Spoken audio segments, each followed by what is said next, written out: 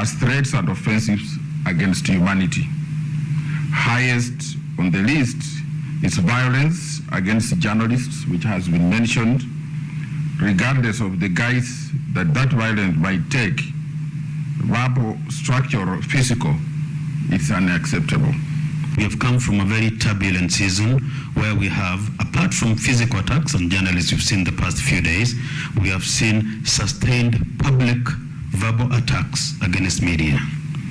This is the 30th anniversary of World Press Freedom Day, commemorated on 3rd May every year since 1993, providing a platform for media practitioners to celebrate the fundamental principle of press freedom and pay tribute to journalists who have lost their lives in the exercise of their profession. Salma Swaleh, KUTV. All right, happy World Freedom Press, happy World Day for journalists. Now we move on, where President William Ruto has today hosted the Japan Prime Minister Fumio Kishida at State House, Nairobi, where the two leaders held bilateral talks based on issues of mutual interests, including those that Kenya desires Japan to take up in its capacity as the 2023 chair of G7 and a non-permanent member of the UN Security Council. Listen in.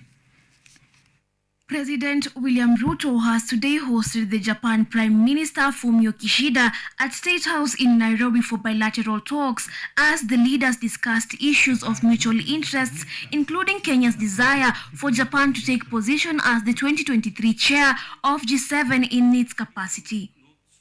During our meeting, I affirmed to His Excellency Prime Minister that his visit coming on the occasion of the 60th anniversary of diplomatic relations between Kenya and Japan is indicative of the primacy with which Japan accords Kenya as an ally. During the meeting, several agreements were arrived at, with the leaders agreeing to align the curricula in the two countries so that more Kenyans can access skill and quality jobs in Japan. Also, the agreements made are expected to facilitate the exploitation of geothermal resources in the country. We have also agreed on a number of bilateral issues between Kenya and Japan on the exploitation of the geothermal resources in our country. In regards to the ongoing conflict in Sudan, the president notes that there is a need for the international community to work closely with IGAD and the African Union to continue facilitating for diplomatic efforts currently ongoing in Sudan. We further agreed to call for a cessation of hostilities immediately without preconditions, assure the safety of civilians, including diplomatic and humanitarian personnel. As for Japan, I told the President that as the G7 presidency and a member of the UN Security Council, that Japan will make a proactive contribution. And as part of that endeavor, we will dispatch the special envoy for the Horn of Africa to respective countries, and in order to respond to the deteriorating humanitarian situations in Sudan and in neighboring countries, we will promptly consider emergency humanitarian assistance. In terms of business and investments, the president announced plans to continue encouraging foreign investments in the country to ensure establishment of various economic zones. We've also agreed on a couple of other issues on the development of Dongo Kundu, a special economic zone in Mombasa, to expedite the construction and for Japan to support Japanese investors. This comes as Kenya celebrates 60 years of strong and rich diplomatic relations with Japan. Yvonne Kemuma, KUTV. Now we switch on gears here, where 15 more mass graves have been identified and 48 people have so far been rescued from Shakahola following what is believed to be occult activity in Kilifi County. Kenya Editors Guild President, that is Zubeda Kananu, has today on World Press Freedom Day weighed in on Shakahola massacre urging the government to allow journalists to access the right to information in relation to the coverage of events happening in Shakahola village. 15 mass graves have been identified in Shakahola village, Kilifi County, as investigations into a manipulative activity that has so far left 125 dead continues. Unearthing of the graves is likely to cause a rise in the number of bodies that have been exhumed so far. The exhumation was halted to give pathologists time to conduct autopsies on the 110 bodies recovered.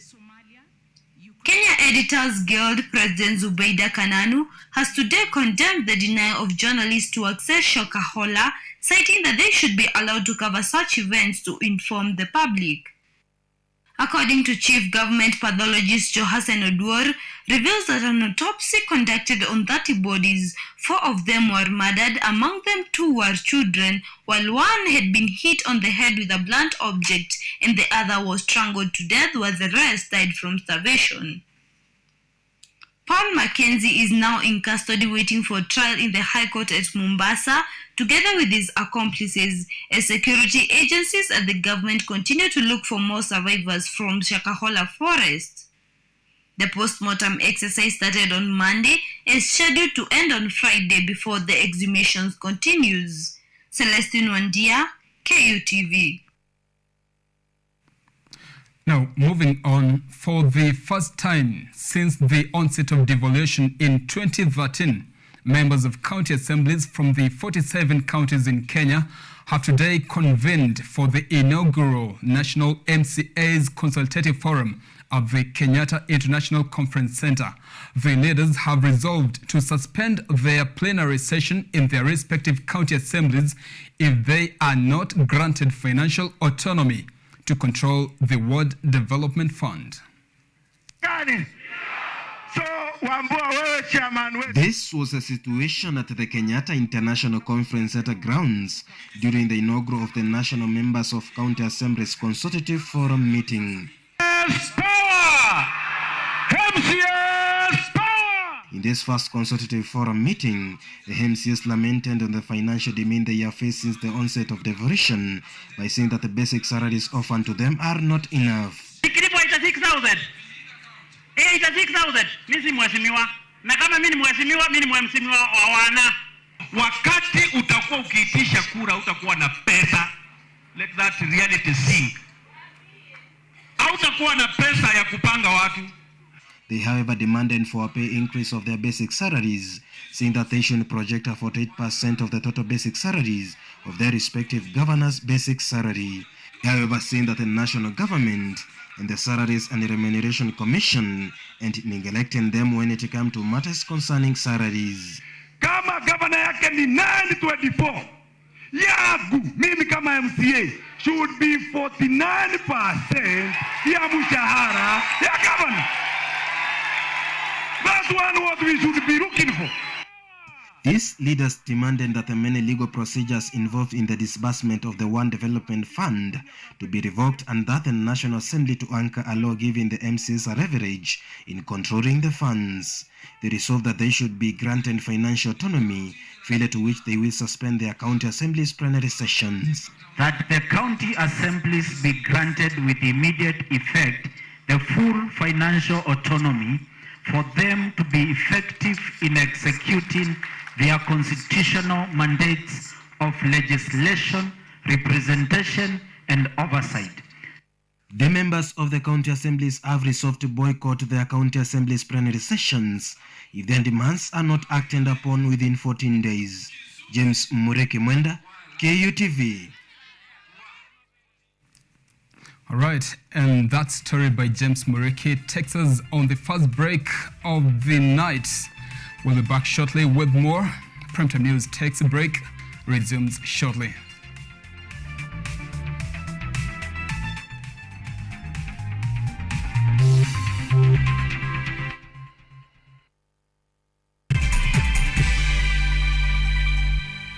Are you an aspiring media practitioner, a graduate, or you just want to advance your skills in television production? Then welcome to Kenyatta University, where education meets innovation. KUTV, the premier university television station in Kenya, is now offering short courses in TV studio, field technical operations, and video editing. Through these courses, you will acquire hands-on skills on camera operations, media production, lighting techniques, audio-visual editing, and sound and visual control, and how to operate key equipment in modern TV control room. Enroll today at KUTV and discover your full potential in cutting-edge TV broadcasting. Graduates of these courses will receive professional certificates. For more information, visit our offices at KUTV Studios or call us on 020-870-4252 or 020-870-4255 or SMS us on 0739-110-544. KUTV, a new experience.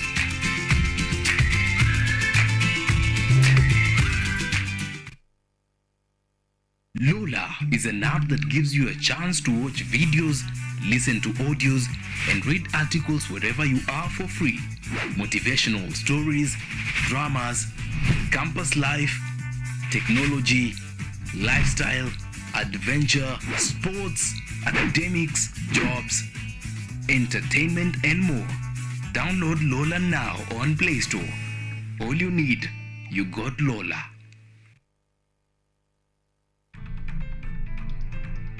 Nambi, darling, let's go to the beach. Your parents are so worried about you. Can you both stop talking at once? How do you want me to respect you? Best part of all of this, it would just be you.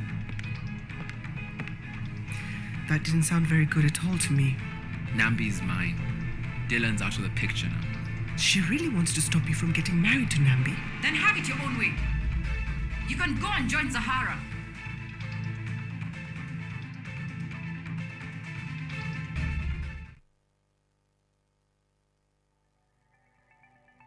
Now, malaria is an infectious disease that is caused by a Plasmodium parasite that is spread by the Anopheles mosquito. Like you rightly said, malaria is a vector-borne infection caused by a Plasmodium, a parasite we call the Plasmodium. Children below 5 years are most prone, especially in the endemic areas. Then we have pregnant women. The immunity is lowered during pregnancy, so they are more prone. Visiting an endemic area when you are not exposed, like somebody living in Nairobi, for Mombasa, for Western Kenya, Kisumu, yeah, they are more prone. There are some medicines one can take. They just need to visit a clinic and they'll be advised on what to take. The clearing of bushes, stagnant water, yes, that can do a lot at the personal level. The public health department can help us by spraying drainages, and together we'll be strong and we'll prevent deaths caused by malaria.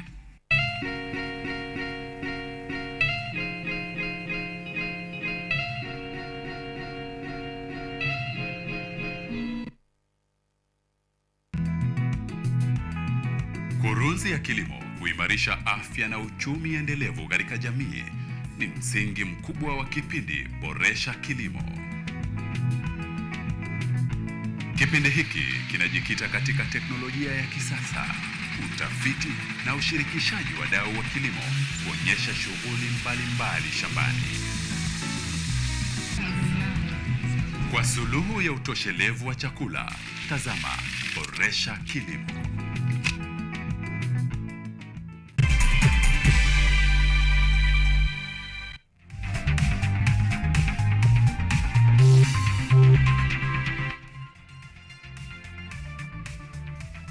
Right, welcome back to Primetime News. Now, Transport Cabinet Secretary, that is Kipchumba Murkomen, and his agriculture counterpart Mithika Linturi appeared before the Senate to answer questions on their ministry's developments. CS Murkomen has assured Kenyans that all pending road projects will be completed, with the two ministers seen to blame the lack of funds in their ministries, which, according to them, is slowing developments. The Minister of Transportation Kipchumba Murkomen has assured Kenyans that all the roads projects that have not been completed will be completed. Murkomen spoke when he appeared before senators to answer questions regarding projects on his ministry. Murkomen has asked Kenyans to have patience because the government is doing everything it can to ensure the projects are completed. Also, Murkomen has explained that the debt that the government is facing is an obstacle because the projects needs a lot of funding. Let me also warn us here that the government as a whole has found itself with a challenge, and that challenge is for debt. There was an unregulated borrowing that went into the last 2-3 years that has left a huge pending bill, and the president and government made a decision that if you find yourself in a hole, you don't keep digging. First of all, we pause, we look for ingenious ways of resolving these problems. As I said, we are speaking to development partners, we're speaking to our friends. We want to see if we can get more concessional support. Murkomen, however, noted that in case the need arises to initiate new roads, it will only be the ones discussed with development partners, adding that for any new road to be constructed, the unfinished one should first be completed. I have seen some politicians who want to ride on, these things to say, this government is leaving our roads, they're not doing our roads. They should go back first to the history and ask themselves, these roads have been pending since when? The Minister of Agriculture, Mithika Linturi, on his side, had to answer questions regarding the issuance of title deeds, where he stated that his ministry will present a task force of members that will partner with members from the Ministry of Interior and area leaders to solve problems of lack of title deeds. We've agreed that we are going to form a working team with the Ministry of Interior and my ministry, plus also we involve the local leaders and the people they represent, so that with that, Honorable Speaker, we are going to resolve that problem. We've had that before, as I had mentioned. We had a case where over 10 years in Narok, an adjudication area had been declared, but the issuance of titles was a problem. But when the leaders came together, we worked together, we've resolved that problem. So I want to assure. The process of questioning of ministers was initiated after President William Ruto proposed that ministers should account for work done by their ministries, this being the second time. Edwin Yamo, KUTV. Now, we take a look at some interesting news here where the government, through National Oil Corporation, that is NOC, has announced that Kenyans will enjoy lower fuel prices as the government is set to join the Organization of Petroleum Exporting Countries, that is OPEC, and other oil-producing nations. National Oil Corporation Chairman Kiraitu Murungi made the announcement after he took over the reins of the corporation from Patrick Obag. The government on 2nd May announced that Kenyans will be enjoying lower fuel prices after unexpected local exploration and partnership with other oil exporters from different countries. This comes after the former governor of Meru, Kiraitu Murungi, took over as the chairman of NOC after Patrick Obag. Murungi revealed that Kenya needed to drill its own oil as many external pressures were affecting fuel prices, noting, and I quote, NOC was established for energy security and still has that relevance. We also have a rich mandate in the upstream sector, exploration and production. According to the Energy and Petroleum Regulatory Authority, fuel review for April 2023 statistics shows that in Nairobi, fuel was retailing at 179.30 shillings for super petrol, 162 shillings for diesel, and 145.94 shillings for kerosene per litre. After a review of Kenya's oil reserves, EPRA is expected to table its findings in June 2023, which will help the country know if it will join the League of Oil Exporters. Beryl Rotich, KUTV. And the Kenya National Highways Authority has reopened a section of the closed Mai Mahiu to Narok road to the relief of motorists. This came as motorists challenged the government to seek a permanent solution to the cracks which occur whenever the area experiences heavy downpour. A section of the road was closed due to massive cracks that moved the authority to repair the affected area. The Principal Secretary for Roads, Engineer Joseph Mbugo, said the repairs involved restoring the damaged section, which is 6 kilometers from Maimahiu town.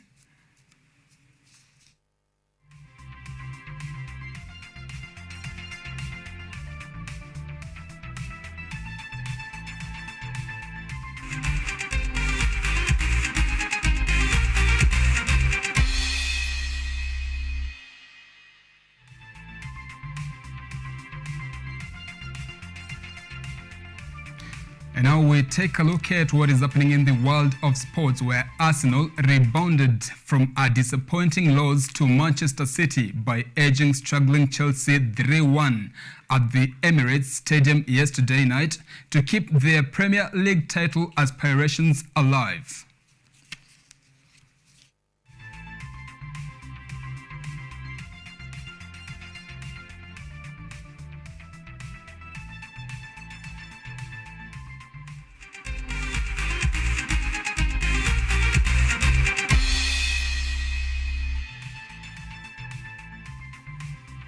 Right, thank you so much for being a part of our broadcast tonight. Our sign language interpreter has been SAMMY OKELLO. My name is Joseph KEES.